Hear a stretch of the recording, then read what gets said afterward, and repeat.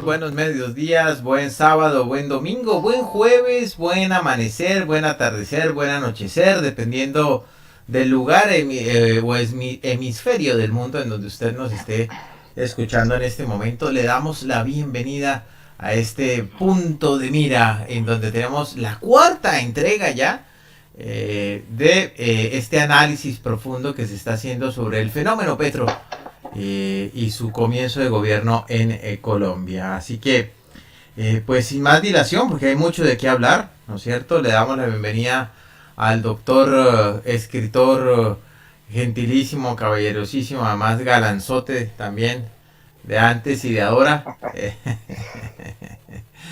El señor padre encantador de unos hijos encantadores, unas hijas encantadoras, ángeles completos, ¿no? Son, bueno, al chico no lo conozco todavía, pero me imagino que debe ser igual que de angelical que sus hermanas, digo yo, no sé.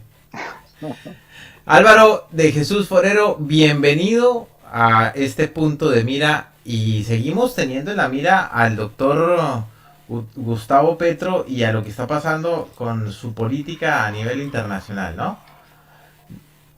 Sí. Bueno, primero que todo una disculpa porque hemos iniciado unos minuticos retrasados, pero es que tuvimos unos asunticos de técnicos de estas cosas de la internet, pero aquí estamos. Bueno, dijimos que íbamos a hablar sobre la polarización en Colombia. ¿Por qué vamos a iniciar con la polarización? Hoy vamos a tomar un tema que es obligado. Eh, Vamos a hablar un poquito del significado de la intervención del presidente Gustavo Petro en la ONU, porque sus palabras han rebotado como un balón dentro de una habitación, ¿no? Como una pelota de esas locas que se lanzan y que empiezan de un lado para otro, y ha despertado opiniones a favor y en contra, pero todo tiene un sentido y hay que analizarlo. Entonces vamos a tratar de comenzar por la polarización. Y de esa manera vamos despejando un poquito el tema. ¿Tienes algo que decir, Ignacio, para arrancar? Que no existe la polarización política en Colombia. Sí, no, Eso jamás ha existido, nunca. no, Eso es nunca, nunca. la purita democracia. No existe, no existe, no, no. En Es que fin. mire, vamos a ver una cosa. Han tratado de satanizar también la polarización. O sea, irnos como a los extremos. ¿Por qué? Porque la polarización no es un asunto de gobiernos que no sean democráticos, por ejemplo. Es en la democracia donde hay mayor cantidad de polarización. ¿Por qué? Porque hay mayor oportunidad para los diferentes movimientos sociales y políticos para presentarse y eso genera polarización. Miremos la palabra polarización de esta manera. Vuelvo y digo, en Colombia han tratado de satanizar la polarización. Entonces le dicen a uno u otro candidato, no vamos a salir a favor de uno y a satanizarlo, no. Uno que otro. Es que fulano tiene polarizado el país. Hombre, desde que se fundaron los dos partidos políticos, el liberal y el conservador, años después de fundar la República de Colombia, comenzó la polarización y desde antes estaba, pero digamos se puede hablar de una polarización. ¿Qué es una polarización? Dos polos opuestos, positivo y negativo, o póngalo y inviértalo, derecha, izquierda, llámelo como quiera. Eso genera polarización. Entonces, los liberales tenían un criterio y un pensamiento progresista en Colombia. En ese entonces, estamos hablando de los años 30, y los conservadores querían manejar el país de una forma hegemónica, o sea, ellos y confesional, y la iglesia. Entonces, desde allí viene la polarización, ¿no? Y eso da origen también a la guerra política, pero ¿por qué? Ahí está la pregunta. ¿Por qué se genera la guerra política en Colombia? Y ¿Y por qué fue catapultada por los partidos políticos? Precisamente por dividirse en bandos el pueblo. O sea, el pueblo en la política cumple las veces del espectador en una cancha de fútbol. Los políticos son los que están jugando el partido abajo y son los que meten los goles, y el pueblo es el que está haciendo las arengas arriba. Y si nosotros vamos a ver, por ejemplo, en este sentido, para poner un ejemplo más clásico, hay un partido del América de Cali, ¿no? y otro del Deportivo Antioquia, por ejemplo, y se enfrentan en un estadio y a la salida del estadio se matan. ¿Quiénes? ¿Los que jugaron el partido? No, los que estaban viendo el partido. Porque unos tienen la camiseta roja, por ejemplo, o con el América de Cali y el Deportivo Cali, y los otros tienen una camiseta verde. Si se ven a la salida, yo una vez tuve que presenciar una cosa de esas, iba pasando y me pareció terrible, como un grupo de muchachos que venían en una buseta de camiseta roja del América de Cali, vieron dos muchachos en la calle con camiseta verde, hicieron parar la buseta y se bajaron a patearlos, literalmente. Eso es polarización. Están polarizados para un equipo y polarizados para el otro equipo. En la política pasa lo mismo. Entonces, esto es lo que comienzan los oídos a escuchar lo que quieren escuchar y no lo que realmente están diciendo. Y se van generando los odios, ¿no? Y contribuye a cerrar las mentes. Por ejemplo, a alguien le dicen, oiga, usted escuchó las palabras del expresidente Uribe en el foro de no sé qué, alguna cosa. No, yo voy a ver ese viejo paramilitar y eso no, yo no quiero saber nada de él. ¿Por qué no lo escucha? Puede que cambie de opinión, puede que tenga cosas asertivas, lo mismo sucede con el otro. Que escuchó usted lo que dijo el presidente Petro. No, eso es un guerrillero, yo no quiero saber nada del tipo. Miren, en el año 74, cuando se postularon después del Frente Nacional Alfonso López Michelsen y Álvaro Gómez Hurtado para la presidencia, iba a ser el primer gobierno después de los 16 años que hemos venido hablando del Frente Nacional.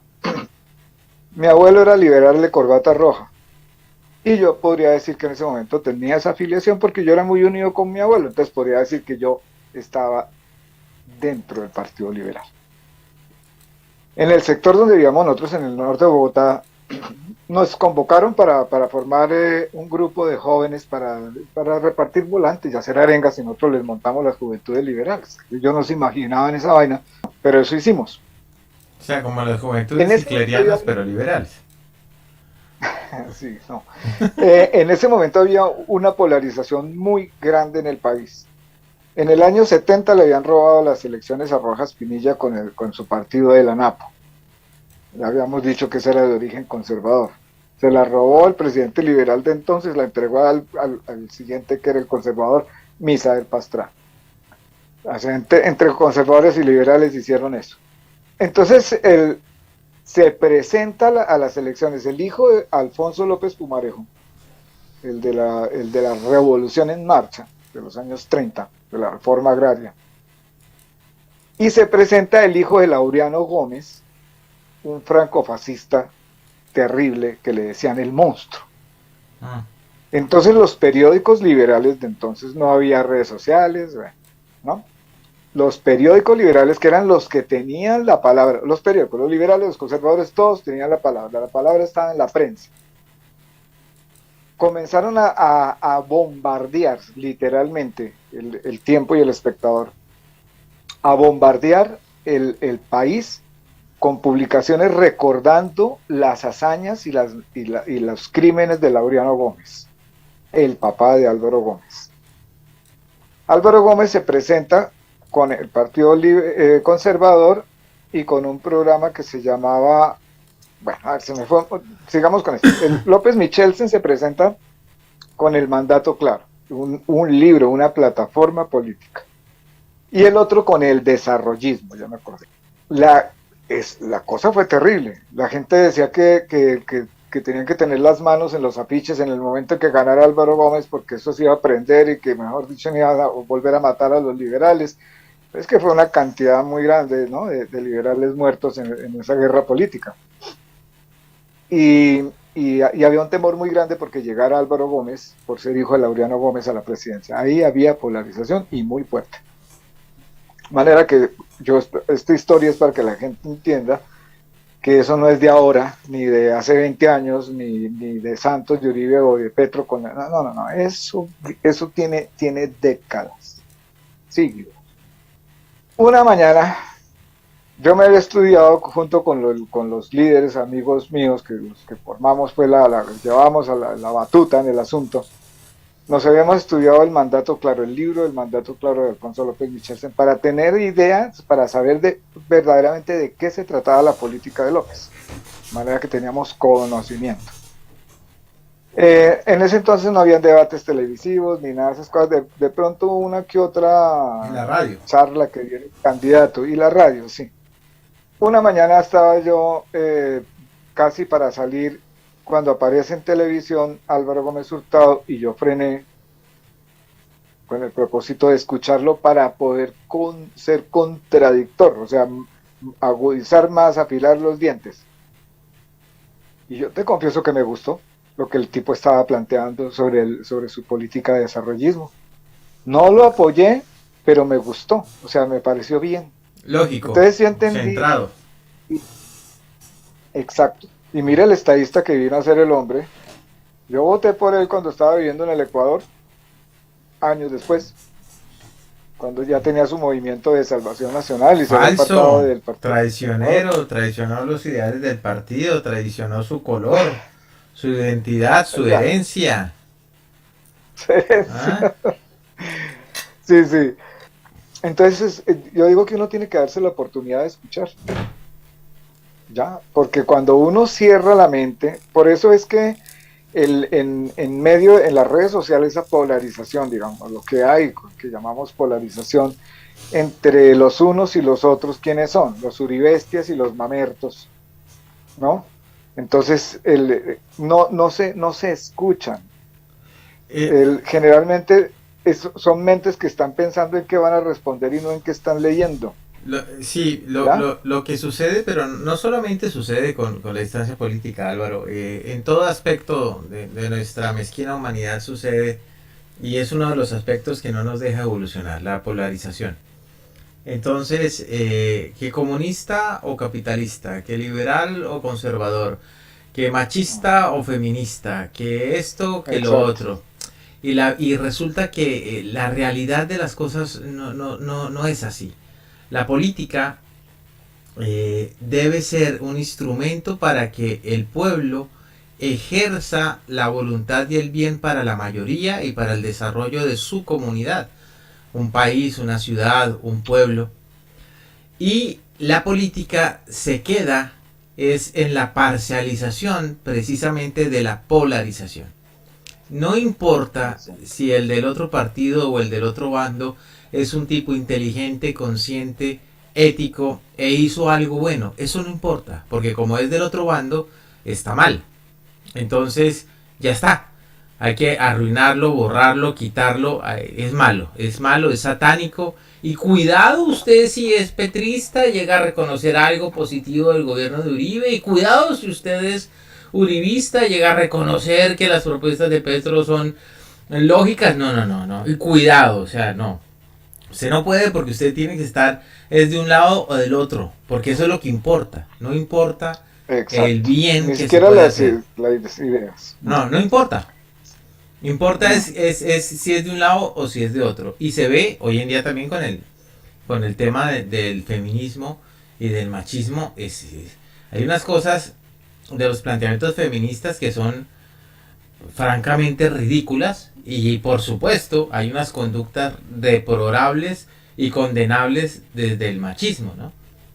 Pero no importa el punto medio o cómo entenderse como seres humanos y cómo crecer.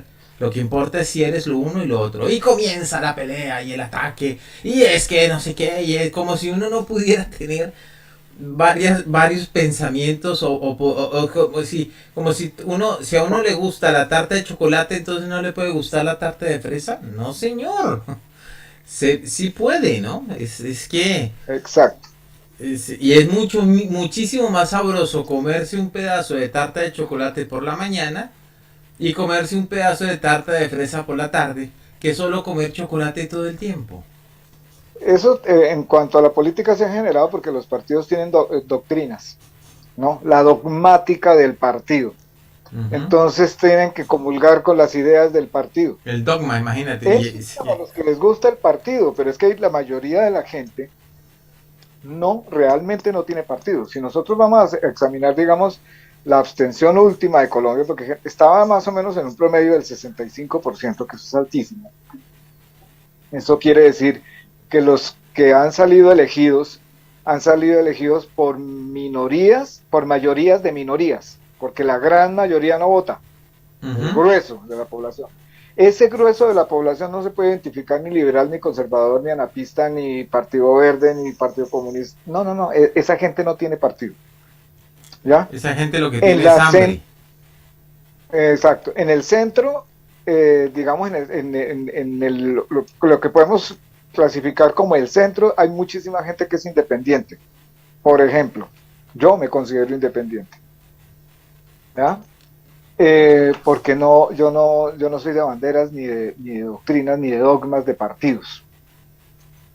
Entonces, cuando uno se enfrenta a la necesidad de analizar, de hacer análisis políticos y de estudiar todas estas cosas y escuchar el pensamiento del otro, tiene uno digamos, como vencer esas barreras y obstáculos para poder escuchar por ambos oídos, es lo que quiero decir. Claro, lo que sucede es que, mira, por ejemplo, lo que pasa a nivel internacional. Eh, todo este cuento mediático y todo, y resulta que los amigos en España están pagando 3 y 4 veces más por su energía, y nadie dice nada porque todo el mundo está justificado en el hecho de que es que Putin es malo y entonces la culpa de que la energía suba es de Putin y la culpa de que el Exacto. gas es de Putin. Mientras tanto, los que sí han metido la mano pues están haciendo el negocio porque precisamente a través de la matriz de pensamiento polarizaron a la gente y es que Putin no, Putin es claro, es despiadado, pero igual Zelensky es despiadado, pero Biden también es despiadado. Es decir, ahí Y es no, que eso fue lo que Petro les dijo en la ONU, eso estamos... pues, digamos, para enfocar el tema. ¿Por qué tanto revuelo? Hay muchísima gente contentísima con el discurso de Petro en la ONU, y hay otra que está escandalizada. ¿Qué sucede aquí con esto? Duque estuvo en la ONU en algunas ocasiones, no sé cuántas, y la primera vez que se presentó frente a esa asamblea, se presentó hablando sobre él. Es que yo fui elegido con la mayor votación de los... Y cuando iba a hablar de Venezuela, maquilló todos los problemas de Colombia como se le antojó, y para poder justificar que Maduro estaba auxiliando al ELN, pues, nada tiene de raro eso, Sí. pero ¿cuál es la razón de que lleve a una asamblea de esas unas fotos que no son reales? Pues Un básicamente presidente de la República. la razón es que no tiene un buen equipo de gobierno, No, ni y es buenos asesores, terrible. sí, no. O sea, y eso se sabe, se riega mundialmente por medio de la prensa, y como cuando va a hablar de economía la economía pues del plan de gobierno de él, que era la economía naranja, la compara con los 7 enanitos de Blancanieves. Por ejemplo, eso en una asamblea, eso en un colegio, ¿no? Como para hacerle un ejemplo a los niños. Pero viene este hombre y pone el dedo en la herida. Sí, es que Él no, precisamente, él no, él no llegó arrodillado donde los de la ONU a decirles, señores, ¿cómo están? Es que no, nosotros es que, necesitamos de ustedes. por eso digo No, fue y les dijo lo que tenía que decirles en la cara, y veo una cosa bien interesante. A mí, o sea, yo no me dejo conquistar del ruiseñor, ¿no? De cuando empieza, ¿no? Este es el país de las mariposas amarillas y de los ríos en del sangre. Todo realismo eso es una mágico. retórica. Sí, todo eso es retórica, pero es la forma de iniciar el discurso de él. Ya, pero, sí, Pero uno tiene que centrarse para no quedarse en las periferias, agarrado de, ¿no? ¿Te acuerdas lo que estábamos hablando el otro día de los picos en las conferencias? sí, sí, ¿No? Que ahí tienen picos. Entonces, si la persona se queda en el pico, mientras le da vuelta a la cabeza a ver qué fue lo que entendió, cuando baje del pico para seguir con la conferencia, el otro ya va adelante. sí. Entonces, se va a perder, prácticamente no va a entender mucho. ¿Cuál fue el problema, digamos, lo que el hombre quiso tratar frente a la Asamblea de la ONU fue guerra, cocaína, carbón y petróleo? ¿Qué sucede con esto? Volvemos, guerra, oro, petróleo, carbón, coca. Aunque él no mencionó el oro, pero el oro también está metido ahí. ¿Hacia dónde centró prácticamente su intervención en la ONU, que no va a ser la única? Hacia el problema de la Amazonía. La Amazonía comprende 6 países, más de 1.500 comunidades indígenas en la Amazonía, que tienen todos los problemas habidos y por haber. Y vamos a hacer un recorderis de esto. Cuando el Papa Francisco estuvo en Brasil o sea, se reunió con los jóvenes en el Brasil. Los obispos de la zona de la Amazonía le propusieron a él un sínodo porque habían muchos problemas en el área, en toda esa área que es inmensa, es que el Amazonas es el pulmón del mundo, de los que todavía quedan. Y él les propuso que se reunieran y fueran llevando, digamos, como una bitácora de sus reuniones, de manera que pudieran establecer necesidades puntuales de las regiones y de las personas. Y luego convocaría un sínodo, que un sínodo es una reunión de obispos para precisamente tratar esos temas y de eso sacar conclusiones. Entonces, no es que el Papa llegue y se sienta y dice, bueno, aquí se va a hacer lo que yo digo, no, porque para eso existe el sínodo, o sea, los padres sinodales. El Papa lo que hace es refrendar o no las conclusiones o ayudar a mejorarlas si es el caso.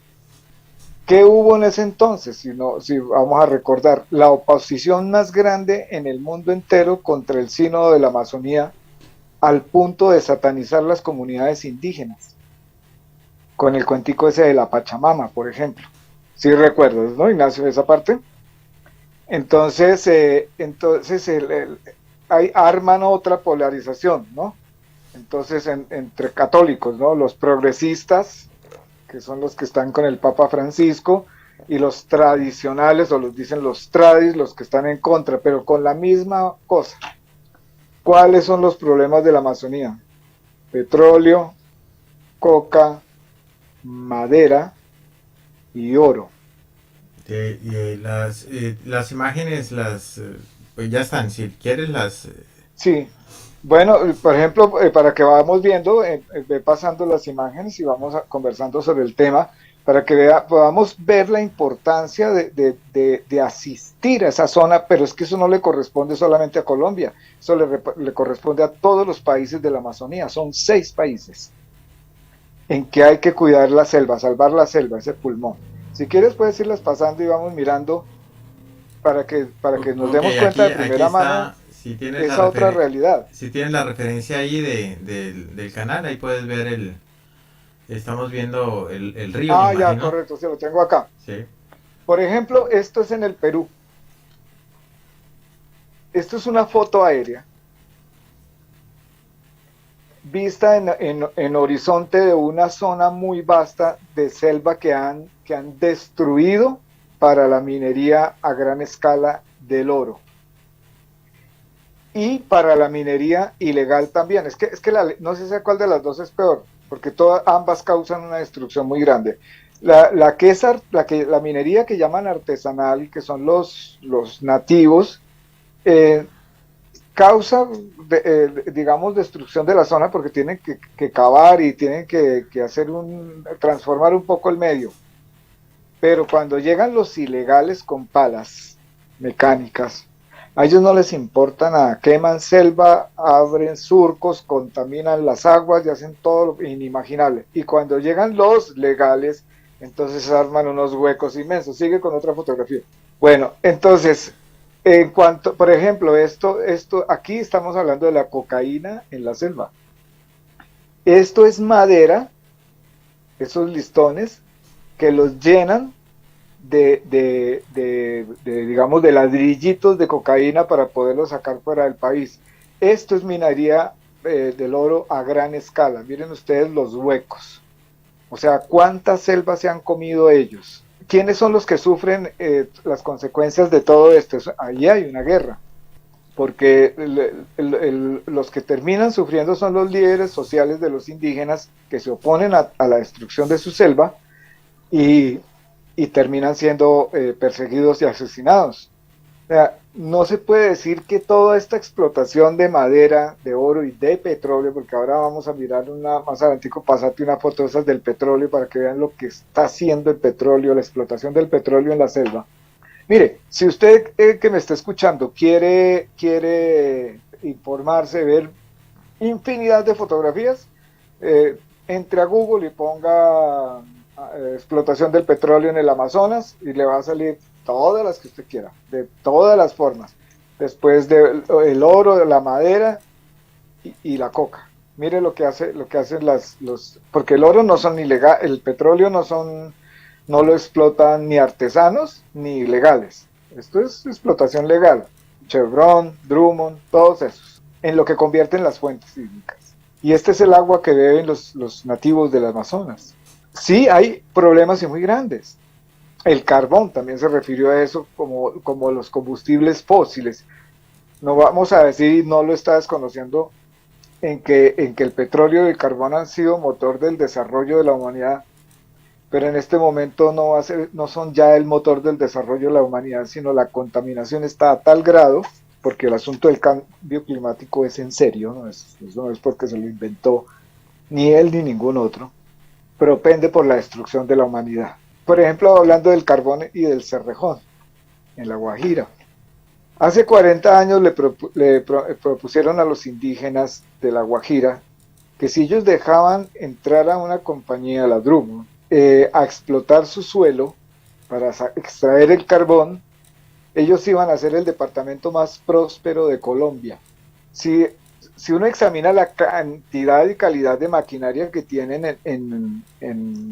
allá en el Cerrejón, que tienen un tren que construyeron con vía ancha, son unos trenes larguísimos para poder sacar el carbón hacia los puertos de exportación, y los enormes volquetas y maquinaria que tienen, que todo es descomunal. Eso cuesta todos los millones que ustedes quieran.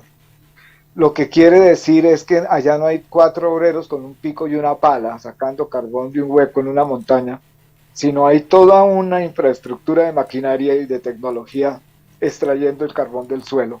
Para que eso sea posible, los ingresos por el carbón que tienen quienes están haciendo esa explotación en el Cerrejón son multimillonarios, o no lo harían. ¿Qué han conseguido los guajiros con eso? ¿Les construyeron una universidad al menos? No. Les quitaron el río Rancherías y la poquita agua que les dejan va contaminada de cisco de carbón. Los niños se mueren literalmente de hambre en La Guajira.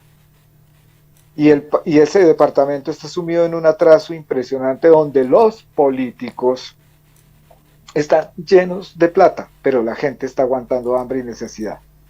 Ese fue el reclamo que hizo literalmente, que yo sentí que hizo literalmente Petro, y que lo hizo con valentía, porque no se fue a arrodillarse, sino les dijo: vea, esto es lo que está pasando. Porque es que saca un presidente como este que teníamos, que llegaba a la Asamblea de la ONU a decir que Colombia era el país de las maravillas. Miren ustedes en esa foto que estoy viendo yo ahora acá, los corredores de deforestación y de contaminación para sacar el oro, estos son los ilegales.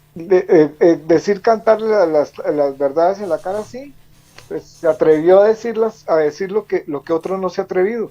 ¿Para qué llegar a decir, no, es que Colombia es un país? Sí, tenemos muchas maravillas, y lo dijo.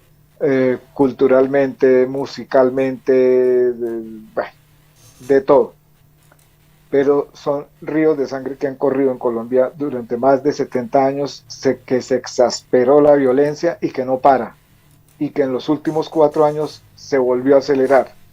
Nosotros los colombianos hemos salido de una guerra para meternos en otra guerra, no hemos podido encontrar paz.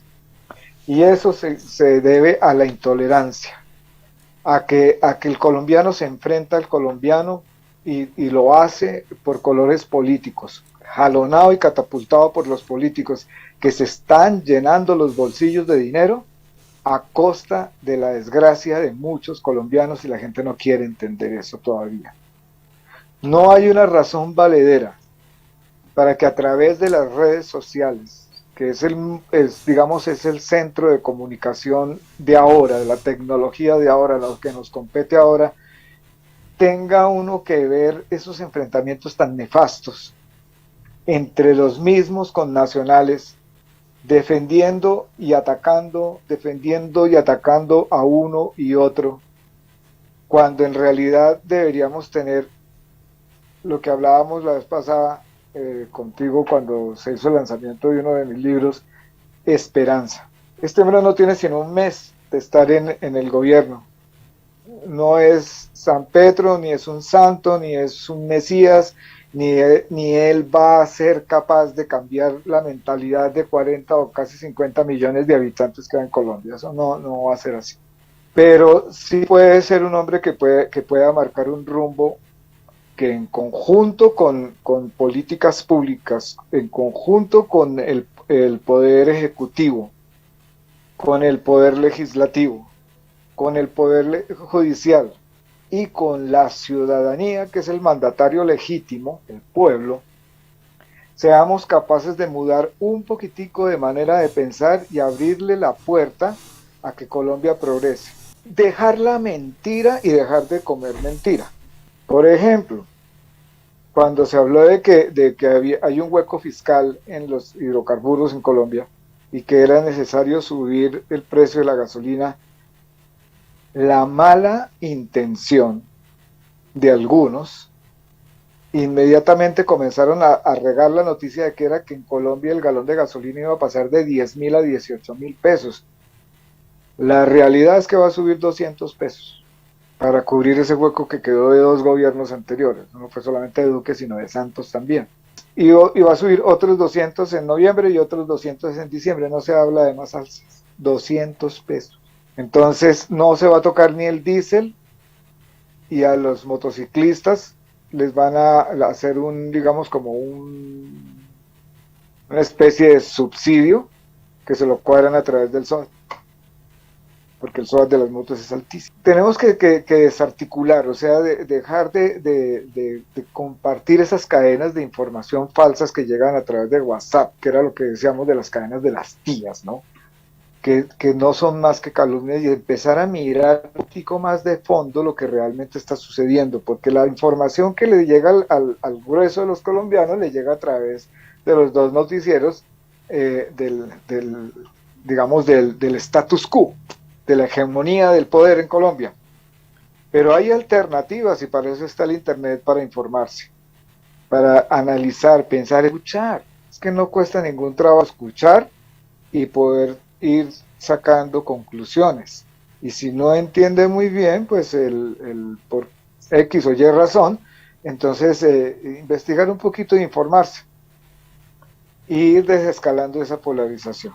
Eso es lo que yo pienso que toca, porque cuando se presentó el sínodo de la Amazonía de los obispos, la oposición que hubo tan grande contra el Papa Francisco y contra el sínodo no fue tanto el tema ese de la Pachamama. Ese fue la disculpa para meter todas las mentiras que ustedes quieran. O sea, el caballito de Troya para meterlo ahí adentro y formarle en la cabeza a la gente, porque al sínodo eso no lo afectó, pero en la cabeza, la psiquis de las personas, volverles es un desorden.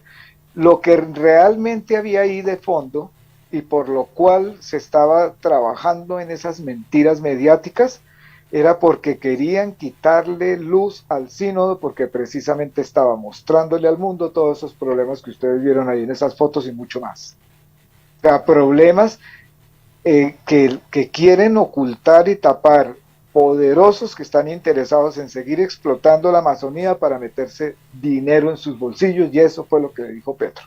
A ustedes no les interesa nuestro país, a ustedes les interesa lo que sacan de nuestro país. ¿Por qué no lo podía decir? Tenía que haber alguien que lo dijera. O lo dijera, pues, porque eso lo decimos en las tiendas, en el barrio, tomándose una cerveza y arreglando el país. Ah, que es que los gringos son unos explotadores y que esto no sé qué, que vienen y se roban las cosas y la riqueza del país y se la llevan y nos dejan a otros fregados.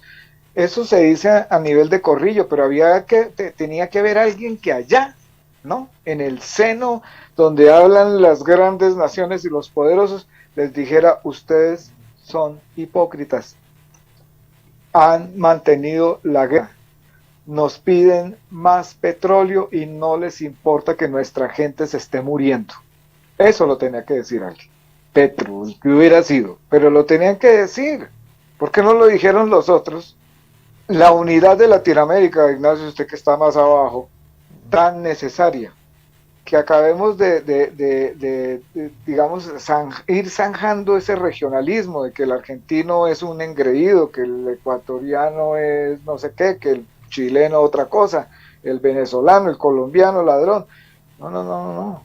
Tenemos que ir buscando la forma de que nuestro continente tenga mejores garantías y respeto en el mundo, porque no somos el patio trasero de nadie, ni de Rusia, ni de Estados Unidos, ni de ninguno. Somos un continente lleno de gente buena, con todos los climas, bañado en agua.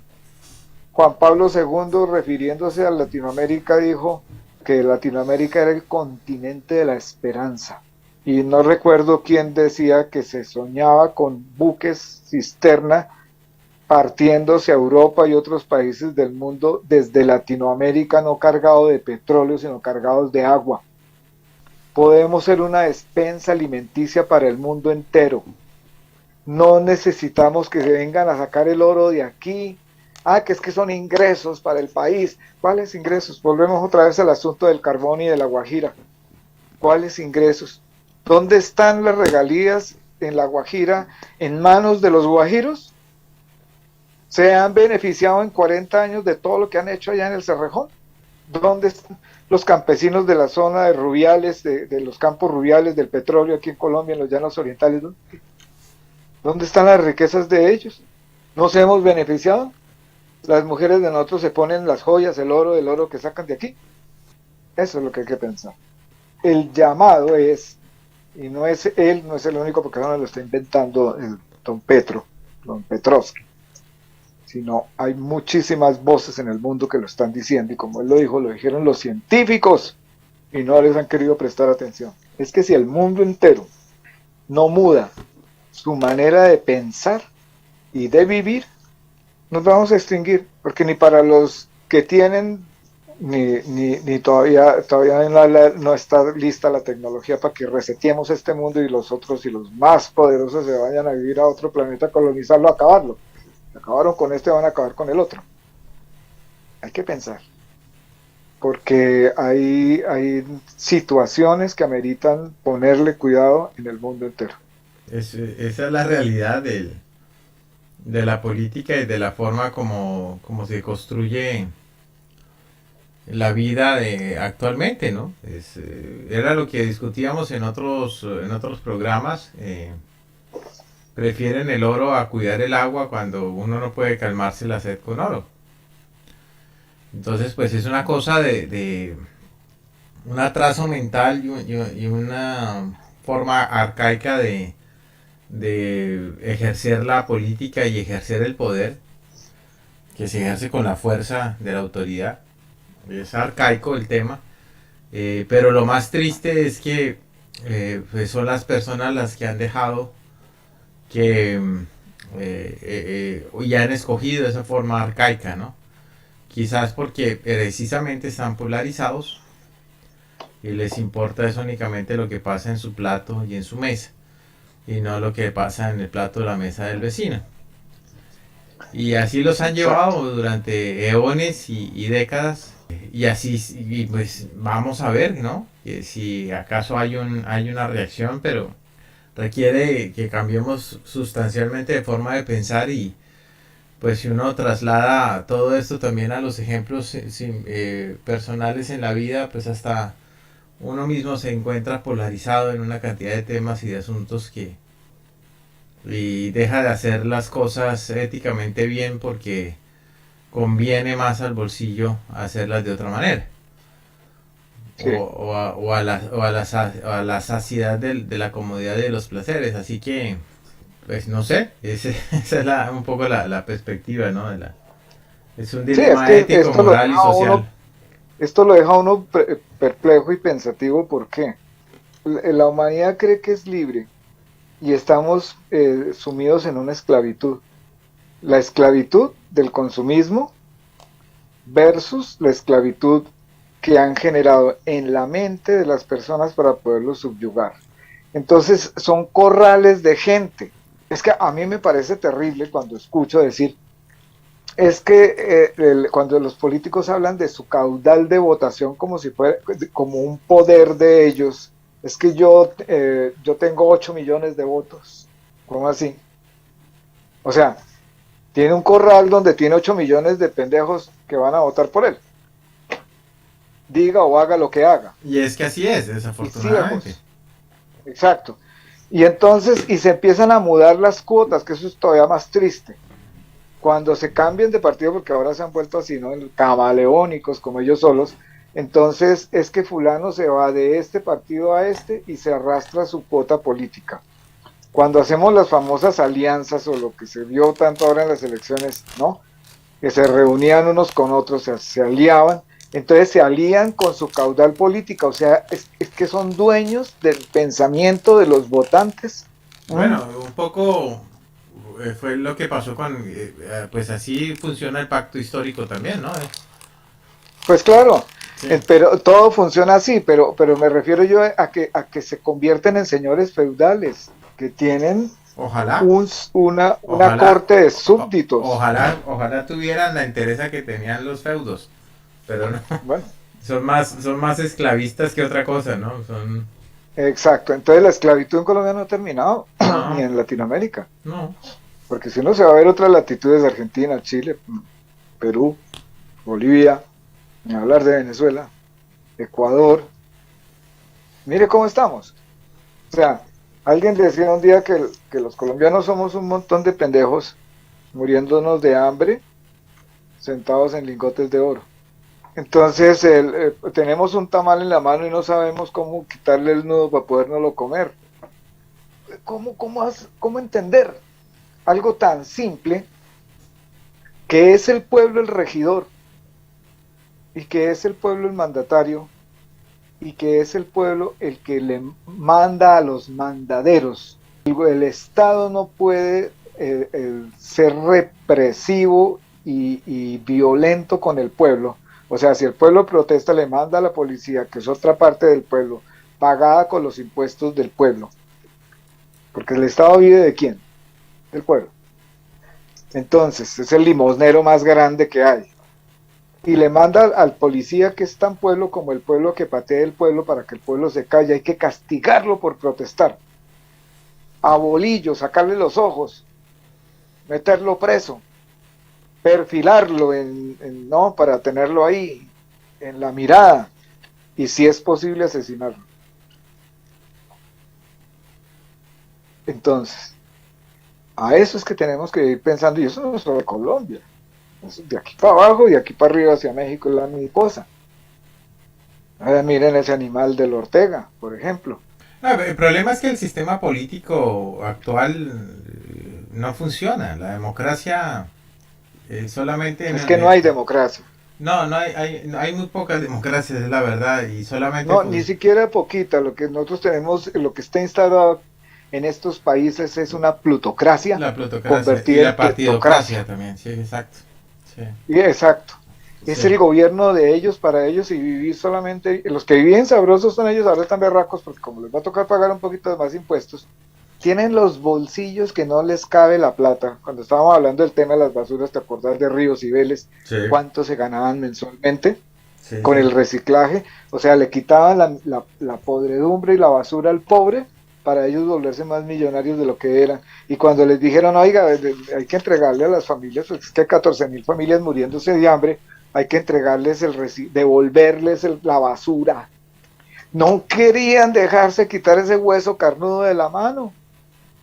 Pues sí, Llenos de plata, no les cabía un billete más por ninguno de los bolsillos y esos viejos gordos no les pueden meter en el cajón cuando los van a enterrar todos los millones que tienen.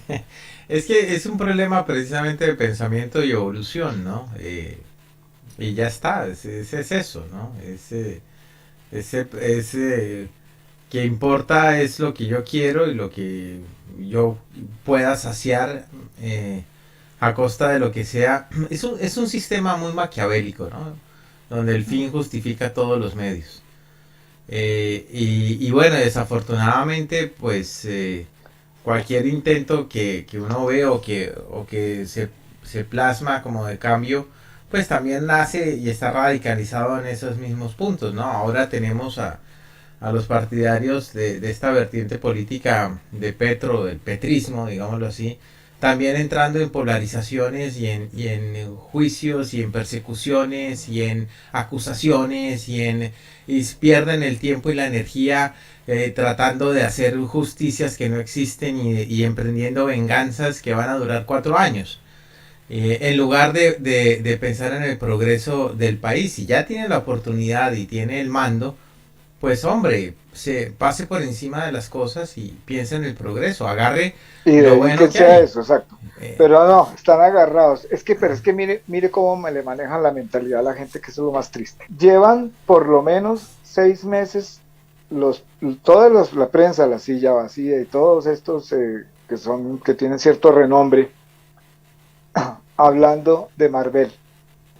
El país lleno de necesidades, que podría abordar temas interesantes, educativos, empezando por ahí, porque todo esto de la violencia y la polarización no es otra cosa que falta de educación. no, lo que pasa es que cuando ya los... Y falta la educación porque la gente pierde el tiempo en otras cosas en vez de autoeducarse, porque es que no tiene que, oiga, venga, siéntese ahí, lo voy a educar, ¿no? ¿Por qué?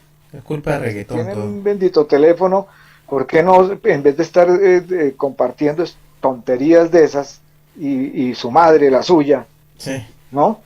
Mamerto, bribestia. sí. Entonces, ¿por qué no más bien dicen, bueno, miremos a ver qué es esto que estoy leyendo acá, qué significa? Informémonos, aprendamos un poquito, pero eso tiene que salir de la voluntad propia. No, pero es que la No todo mayoría... lo tiene que proporcionar el Estado por mandato. Sí, mi coronel, vamos a estudiar. Sí, no, es que Siéntese. la mayoría no les interesa, es que también ese es otro proceso, ¿no? Ha habido una cantidad de cambios sociales que han conducido es a la mediocridad de pensamiento. Cuando uno estaba en el colegio antes, pues buscaba la excelencia y perder un año o perder una materia era un problema en el colegio, un problema para uno, un problema en la casa. Y resulta que eso se convirtió fue en que pobrecito el niño que se trauma, si repite el año o si pierde la materia, entonces va a pasar y ¿qué pasó? Comenzaron a generar a crear generaciones mediocres que salen y no les interesa leer, no les interesa informarse, no les interesa tener una opinión propia, no les interesa ser críticos, no les interesa realmente nada, ¿no? Entonces, y esto lo maneja el viento. Y así es en todo el mundo occidental, ojo, en todo el mundo occidental. Porque Oriente otras cuerdas trae. No, no. Claro. Si tú hay cuando Trump estuvo tratando de hacer que Apple pusiera sus fábricas a funcionar en Estados Unidos, los de Apple le dijeron, a ver, ¿cuántos ingenieros en microchips tiene usted aquí en Estados Unidos? Dígame, ¿cuántos en nanotecnología? No, pues que Ujú. 10. Bueno, es que en China tenemos 200. Entonces, eso es otra forma de pensar, ¿no? Mm. Y aquí pues estamos en medio de esta diatriba y bueno, pues yo espero que esta nueva forma de plantear una política desde la vertiente de petrista, por así decirlo, pues traiga por lo menos ese cambio de pensamiento, porque nada va a cambiar en ningún país a menos que la gente se pare, ¿no? Y diga no más, ¿no? Pero la gente está dormida. No escucha sino reggaetón. Exacto, eso iba Mire, a decir que es culpa del reggaetón, el tema. sí. Sí. A ver, en un forito esos que se arman, y yo me encontré con el forito y me quedé leyendo algunos comentarios, de vez en cuando lo hago para decir uno, uy, por Dios. Se estaba hablando de la resocialización de los jóvenes que viven sumidos en pandillas juveniles en los extramuros de las ciudades, ¿no?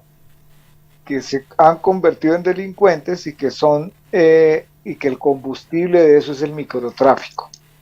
¿Cómo quitarle, sí, arrebatarlos de las garras? Porque si hay jóvenes que han sido reclutados por las guerrillas y el Estado tiene que propender por los acuerdos de paz, no es ir a bombardear los campamentos y matar a esos muchachos que están allá, porque han sido llevados en su mayoría a la fuerza. Buscar la forma de rescatarlos, ¿no? De las garras de la violencia, para que aprendan un arte, para que se integren a la sociedad, bueno, a la sociedad con Z, ¿no? Y doble O. En el caso de los pandilleros, los que están en los extramuros de las ciudades, que son muchachos que han venido con sus padres, que llegaron posiblemente más pequeños o pequeños, desplazados de la violencia de los campos, a engordar los cinturones de miseria de las ciudades, porque volvemos otra vez al tema de que la ciudad se ve muy bonita mientras yo esté andando por la parte púpila, elegante, ¿no? No tires el papel al suelo porque se ve feo, no sales con el perrito, ¿no? Con la correíta y la palita para recoger el popis del perro. Hay otra realidad en todas esas ciudades que la gente no sabe que existe, hasta que baja un fulano de allá arriba y le roba el celular, o le matan un hijo, como me pasó a mí. Y ver leer los comentarios de una señora cuando se está hablando de que tienen que haber políticas públicas para tratar, no todos, porque no todos se van a salvar, ¿no? De esa vida. No pudo Jesucristo con gestas. Tenían gestas aquí y a Dimas a este otro lado. Lo único que pudo rescatar fue este, porque este no quiso. Sí. Punto. Para ser más lógicos. Sí, sí, sí. Entonces, si hay, por decir algo, 600,000 jóvenes en pandillas juveniles en Bogotá, 600,000 van a salir de las pandillas. No se hagan, no nos hagamos ilusiones de eso. Pero sí, una parte se puede rescatar de esos muchachos en vez de fumigarlos. Y esta personita que viene de abajo, porque lo manifestó, ¿no? De la pobreza, y que se ha venido con mucho esfuerzo trabajando para poder conseguir sus cosas y para poder educar a sus hijos y para tener una familia y viuda y de toda una cantidad de cosas, pero con una mentalidad completamente cerrada hacia mirar hacia atrás de donde viene ella, y le parece lo más lógico del mundo es que esas personas no tengan oportunidades. La única oportunidad para esa persona que tienen en la vida es un balazo. Es que, vuelvo y digo, lo que pasa es que perdóname, y se lo tiene que proporcionar el Estado, ¿no? Sí, claro, sí, exacto, claro. Sí. Lo que sucede es que somos un pueblo sin memoria. Los seres humanos no tenemos memoria y no nos acordamos de lo que han dicho grandes, ¿no? Y de cómo han visto los grandes la sociedad. Edmund Burke decía que lo único que necesita el mal para triunfar en el mundo es que los buenos no hagan nada. Y esta frase la conocía yo desde pequeño y me pareció muy curioso que la vi en una película de Bruce Willis que se llama Lágrimas del Sol, que ves el viaje de unos marines gringos heroicos, que se muere la mayoría, creo que quedan vivos 2 o 3, rescatando una doctora por allá en África. Y la doctora, yo también hubiera ido a rescatarla, sin duda alguna, porque es esta actriz italiana que es preciosa. Se me acaba de olvidar el nombre. Bueno, es una actriz italiana preciosa. Yo también habría ido a rescatarla, pero el caso es que en esta película sale esta frase, ¿no? Y es una frase que conocía desde hace tiempo y muchas personas no lo conocían hasta cuando salió en esa película. Y ese es lo que pasa, lo único que hace falta para que el mal triunfe es que los buenos dejen de intentarlo, ¿no? Y bueno, y si el Estado deja de intentarlo, si la política se rinde, si los ciudadanos de a pie se rinden, pues, ¿qué va a pasar, no? Mónica Bellucci es la actriz. Yo también me hubiera ido a Ya. África por ella. Sí, claro. Entonces, bueno, pues no, la verdad es un panorama ingobernable y yo creo que el que se presenta no solamente para Petro, sino en todo el mundo y en América, creo que todo está patas arriba, ¿no? Es decir, Y para cualquiera. Es que yo sí, no sé, por ejemplo, yo pensando el otro día, reflexionando, eh, todas las cargas tan tenaces que le han puesto en los hombros al Papa Francisco, por ejemplo. Estamos hablando de un líder mundial, ¿no? Cuando él asume el papado, es como si le pusieran toda la historia de la iglesia, porque a él sí que le va peor, al menos estos de liberales y conservadores, uribistas y petristas o pacto histórico, lo que sea, cuando asumen la dirigencia del país, el gobierno, lo hacen con un pasado más cortico, por empezar. Pero a este hombre le cargan toda la historia de la iglesia en 2000 años. Y encima de eso le ha recibido todos los ataques irracionales más grandes que uno se puede, y como los ha recibido de parte de todo el mundo, entonces uno no puede decir es que los colombianos. No, no, no, no, no. Los he leído en los argentinos, en los chilenos, en los uruguayos, en todos. En los españoles, en Europa, aquí y allá. Es una cosa impresionante la irracionalidad y la fuerza que tiene la gente para dejarse arrastrar de calumnias y no tener ni la más remota idea digamos, de intención o de gallardía al menos para ir a consultar si lo que está leyendo o le están diciendo es cierto o no es cierto, o si fue así o no fue así. Por ejemplo, con los indígenas en la Amazonía, para centrarnos ya y ya creo que ya vamos cerrando el tema de hoy, con esto de la Pachamama. ¿Qué significa Pachamama? Pacha es tierra más madre y es de origen quechua. Digamos, ellos, cuando llegaron los españoles aquí, los indígenas adoraban el sol y la luna. ¿Eso los hacía satánicos? pues ahora entendemos que no, ¿no? En su momento la idiosincrasia El, cultural pensó claro, que sí. pero es que estamos ahora, no estamos Claro, hace, claro, claro, por hace supuesto. Es la realidad de ahora, sí. 2 o 3, 5 siglos atrás, Sí, estamos ahora, satánicos no está son. pasando. Ahora, ¿cómo es posible? Mire usted, me voy a referir a esto es para que podamos ver en contexto la irracionalidad, que es lo que a mí me parece terrible.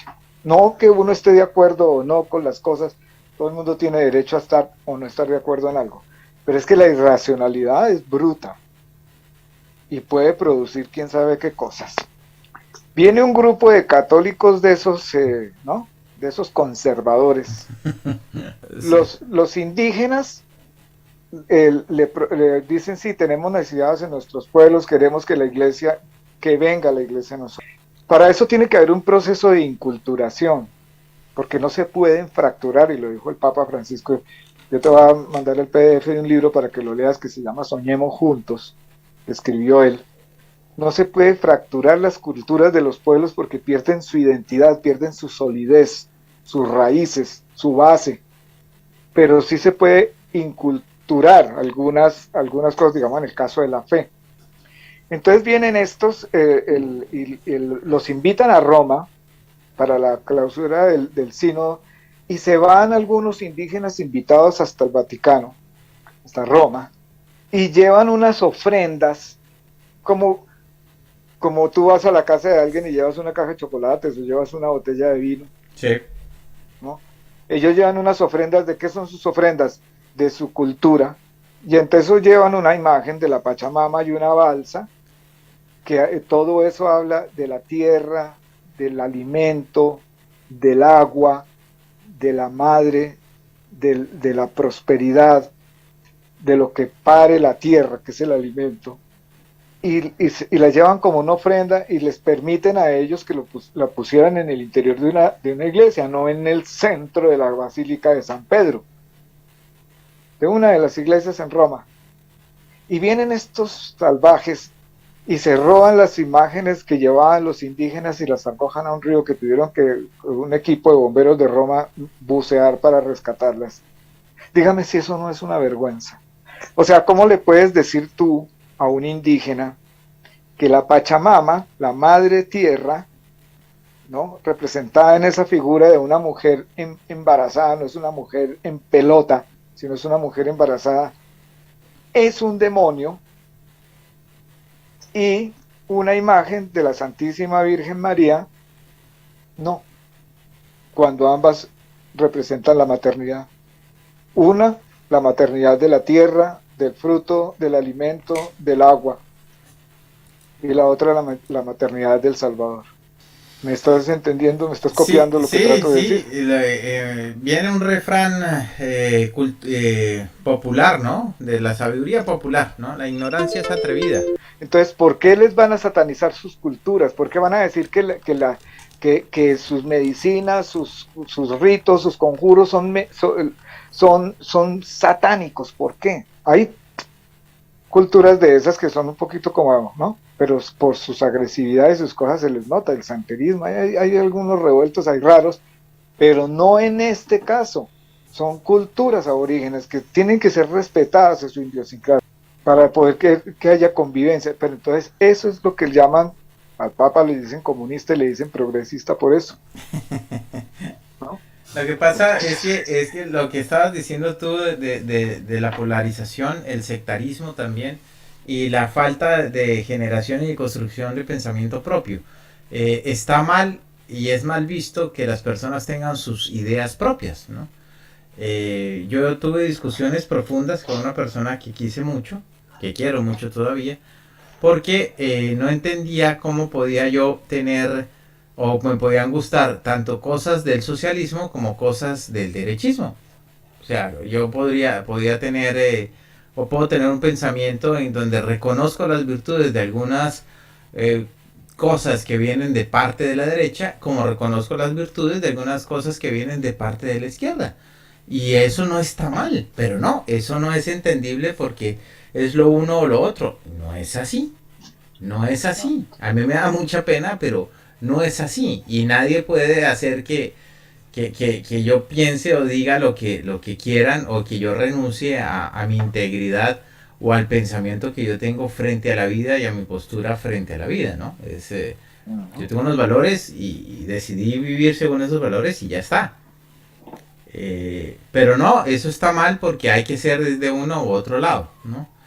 Ah, que ¿cuál es tu política? Pues a mí no me gusta la política. Entonces eres apolítico. No, no me gusta, no No, creo en la política, no creo en el sistema político. No, cuando una persona no cree en la política es que es apolítico. No, no, yo no considero la política como un exacto. sistema. Creo Un dogma. que sí, es un dogma, exacto, dogma. No, no, no, no, no, no es así. Y así es con todos los temas, querido Álvaro, con todos los temas es así. Ahora que el movimiento LGBTU más UYZWX, eso también es una Sí, parcialización, es también una sectorización de las cosas, también es una parcialización, también es... Ah, que el macho tóxico, pero ¿cómo que macho tóxico? ¿Por qué macho tóxico? ¿Quién es el macho tóxico? Pues el que grita, el que le gusta la violencia, el que le gustan los deportes de acción. Si a uno le gusta el fútbol americano, entonces la rudeza y la violencia, entonces macho tóxico. Hombre, no, no es así. estereotipos. Los estereotipos, la parcialización. Lo que pasa es que así es más fácil vivir. Porque cuando uno llega y se sectoriza, y cuando uno llega y está parcializado, cuando uno llega y llena de estereotipos a los demás y está uno lleno de estereotipos, pues hay una cosa que se evita a todas luces y es la responsabilidad de sus actos y decisiones. Porque todo es culpa de los demás. Y mira una cosa, ahora que estabas diciendo eso, me acordé. En una conferencia les digo yo a los muchachos, díganme muchachos, ¿qué se necesita para triunfar? Muchas cosas, ¿no? Hay que levantarse de la cama, empezando por ahí, y hacer muchas cosas, demasiadas tareas para triunfar. ¿Y qué se necesita para fracasar? Solo una, no hacer nada. Mentalmente es lo mismo, ahora que tú hablabas de eso, que el remarcarse en un sector del pensamiento se puede volver tan cómodo que lo que le llega a la mente venga ya digerido. O sea, no hacen digestión mental. Imposible. Entonces es más fácil pararse frente al monólogo de un televisor o de un programa X o de cualquier cosa a retroalimentarse y punto. Y llenarse el estómago y no necesita nada más. Entonces no hace ningún esfuerzo por su intelecto y por su personalidad, por su capacidad mental, capacidad de discernimiento de las cosas. Entonces, comenten. Y es que inclusive ya ese tipo, usted le mate a ese, va y lo mata. Y es que inclusive, exacto, es que inclusive las redes sociales están diseñadas con ese fin. Los algoritmos de las redes sociales funcionan así. En Twitter, tú solo vas a leer y a escuchar la gente que tiene la misma tendencia que tú. O buscas en Facebook, tienes las tendencias que son afines a ti. Entonces estás dentro del mismo círculo y jamás vas a hacer lo que hiciste vos, que fue escuchar a Álvaro Gómez y entender que sus propuestas también eran lógicas porque están encerrados en su círculo, ¿no? Si yo quiero entender qué es lo que pasa, leerse el Capital de Marx no es sentarse a comerse un pastel, pero si uno quiere entender algo de lo que pasa, pues lo lee, ¿no? O leerse las políticas capitalistas tampoco es que sea muy sencillo, pero pues si uno quiere entender y al final de al cabo o la Suma Teológica de Santo Tomás, a ver, también ¿quién es capaz con eso? también o no, en algún tiempo, no sé si todavía sea exigencia, pero en ciertos cursos de la secundaria exigían o ponían a leer a los alumnos el discurso de método de Descartes, la duda metódica, ¿no? Parece que ya no, parece que ya no es obligación. Enfrentarse a ese tipo de lecturas, pues retaban y comenzaban a construir el pensamiento, y es lo que le permite a uno tener una posición objetiva en la vida y no ser parte de la masa y de que es la masa utilizable, ¿no? Y hasta que eso no cambie, pues la gente sigue siendo manipulable. Y lo que sucede en ejemplos de países en donde los sistemas políticos democráticos, y no solamente los sistemas políticos democráticos, sino los sistemas políticos democráticos socialistas funcionan, pero no porque sea el socialismo, sino porque la gente tiene una cultura de vida distinta. Estoy hablando de Islandia, estoy hablando de Noruega, estoy hablando de Groenlandia, estoy hablando de Nueva Zelanda, en donde hay una idea del civismo y de la cultura y funciona. Allá parquearse mal es una cosa que no se debe hacer porque usted está ocupando el lugar del espacio de la otra persona y eso es un irrespeto, mi querido amigo. Entonces usted tiene que parquear su auto bien, ¿no? Es que es así de sencillo, pero bueno, ¿qué tendrán ellos que nosotros no? No sé, los vikingos. De todas formas, mi querido Ignacio, yo creo que ya empezamos tarde y vamos a terminar tarde. No podemos abusar tanto de quienes nos están escuchando, les agradecemos muchísimo. Pero sí, yo creo que no digamos que vamos a hacer un quinto programa sobre Petro, pero sí podemos seguir conversando sobre cosas de este tipo, ¿no? A nivel global, en que, en que podamos ir como entendiendo un poquito más la urgencia de desaperezarnos para autoeducarnos, porque hoy es posible hacerlo. A mí me tocó la época en que para uno poderse leer un libro tenía que tener la plata para comprarlo, y no era barato, y no habían muchos libros. O ir uno a zamparse en una biblioteca una mañana entera a tratar de ir leyendo pedacitos y ir para poder completar un libro. Y eso sumado, digamos, a las entretenciones cotidianas del día y a la necesidad de trabajo, prácticamente era muy nulo. Y lo que aprendía uno en la escuela era una cosa muy básica. Hoy en día tienen un teléfono en sus manos, tienen un computador en El su casa mundo. que les puede proveer. ¿Ah? Tienen el mundo en las manos.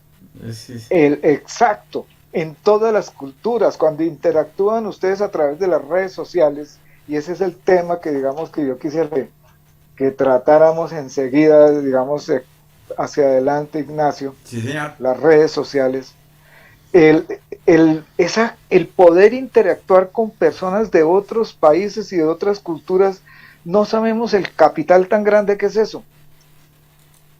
No ¿Mm? tienen ni idea, ¿no? La gente Ni la menor idea. lo que hace es insultarse. Exacto. Ay, Dios. Entonces, hay cosas que digamos, no es digamos, el deseo de es que vamos a criticar y criticar y criticar y todo es malo, no. Vamos a proponer, proponer y proponer para que entre todos nos ayudemos un poquito. Y digo nos ayudemos porque es que todos hemos caminado por la misma senda. Y hay que tratar de salir del fondo de la caverna de Platón y vivir en la luz. Sí, señor. Es que, bueno, en fin, la realidad es una y lo que se vive en muchas instancias es otra. Sí. Bueno, es para reflexionar todo lo que se ha conversado hoy aquí. Puede ser, amigo seguidor, que usted tenga la misma sensación de nosotros de cuestionamiento y está bien, porque para poder construir lo primero que hay que hacer es cuestionar, ¿no? Para poder encontrar las Exacto. bases, ¿verdad? Así que le agradecemos muchísimo que nos haya estado escuchando. Bienvenido a este viaje y a lo que continúa. Le deseamos la mejor de las suertes al señor Gustavo Petro, que está gobernando lo ingobernable, que continúe adelante, que ojalá tenga la entereza de corazón, ¿no?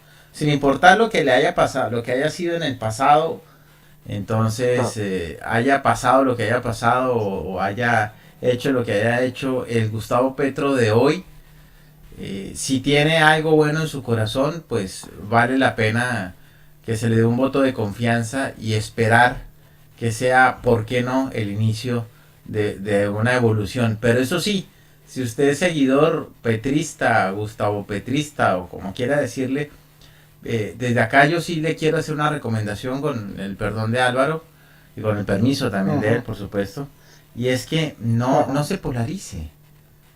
No, Ah, exacto. no, no, no. Sí, ya que tienen la oportunidad, aprovechenla. No hagan lo mismo que hacen los demás.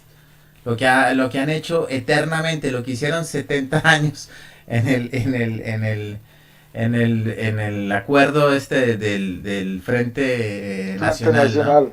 Eh, no, Mm. no hagan lo mismo, no hagan lo mismo. Reconozca las virtudes del otro, porque es que en la política no debe haber opositores, debe haber es constructores. Entonces, la oposición no debería existir, debería existir ese, debería llamarse es construcción, ¿no? La oposición no debería estar ahí para oponerse a los planes del otro, sino para obligarlo a hacer las cosas. Es que son conceptos completamente distintos, ¿no? O sea, yo no estoy Exacto. aquí para oponerme a lo que usted vaya a hacer como gobierno, sino para obligarlo a que cumpla como gobierno, ¿no? A- Y y vigilarlo. vigilarlo, exacto. Entonces, bueno, esa es humildemente desde aquí, desde el universo de Madcast, en donde no sabemos nada, sino que no sabemos nada. Entonces, Álvaro, muchísimas gracias, espectacular este rato, boquiabierto como siempre, y quedo con muchísimas ganas del siguiente miércoles donde vamos a tenerlo a usted en la mira también, en el punto de mira. Muchas gracias, Álvaro. ¿Algo que quieras dejar para finalizar ya? No, yo creo que ya hablé suficiente hoy, los canso. No, muchísimas gracias a los que están escuchando, a los que van a escuchar luego este punto de mira ha tenido muy buena acogida, afortunadamente. Bendito Me ha sea gustado. Dios, sí, señor. Hoy nos reímos menos que en otras ocasiones, pero es que Pues el tema daba tocamos para... unos puntos que Sí, son serios sí. y que van al corazón, al alma de todos Y nosotros, eso, y es importante y eso fuimos... darles esa altura. Sí, y eso que fuimos por encima, ¿no? Porque cuando hablamos de la Amazonía y si hablábamos un poquito de Brasil y hablábamos de tu amigo, Sí, de tu sí, eso fue a brincos, porque si nos vamos a poner a meterle toda la historia, hasta aquí nos quedamos. Sí, sí, sí. Eh, Allá eso tienes un toca amigo, hacerlo de esa ¿no? Un manera. amigo muy especial en el gobierno allá. El Que es Bolsonaro. Bolsonaro, que es un genio de la ecología, que eso... eh, Una maravilla. una maravilla, eso se preocupó por ese Amazonas de una forma. Fue él mismo allá No, no, quitarse la por camisa. él había quemado toda la selva ya y la había Sí, pavimentado. eso. Sí, en fin. Bueno, muchas Eh, gracias. Nos encontramos Listo, el próximo miércoles. Bye bye. listo, Ignacio, ok. Chao pues.